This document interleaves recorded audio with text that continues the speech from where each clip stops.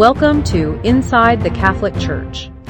Today we're opening up a stack of canonical analyses based on the 1983 Code of Canon Law. Right. Yeah.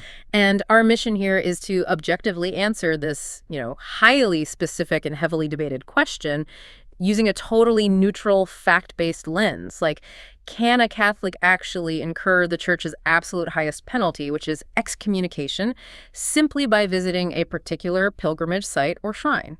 It's a fascinating question because, well, when you picture ancient church law, you probably imagine, I don't know, dusty scrolls with endless lists of things that bring down the ultimate hammer on rule breakers. Exactly, like the classic crime and punishment model. Yeah, but looking at how this massive global institution actually applies its laws requires separating rumor from, strictly defined legal reality. We really have to look at the actual text to understand the mechanisms at play here. So let's look at that text, because before we even talk about the shrines, we have to establish what actually triggers an excommunication in the first place. Right. Because if you're listening to this and you're wondering if your recent trip to a contested shrine just put your soul in jeopardy, well, Canons 1311 and 1312 explicitly call excommunication a medicinal penalty. Yeah, a medicinal penalty. Yeah. Which is so different from secular law, right? Because secular law generally removes a criminal from society just to keep the public safe. Yeah. But canon law views this penalty as more of a spiritual quarantine. Oh, a spiritual quarantine. Exactly.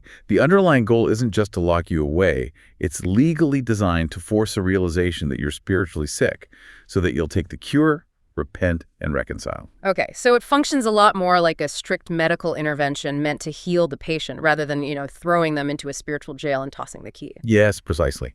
And because it's such a severe treatment, Canon 1318 requires what the law calls a canonical delict. Wait, a canonical delict? What is that? Right. So that means a specific, exceptionally grave crime that is already defined in universal law. The law reserves this for really severe actions, like desecrating the Eucharist or committing physical violence against the Roman pontiff. Oh, wow. So you don't just stumble into a penalty like that by accident? No, absolutely not. It requires an incredibly grave, intentional act.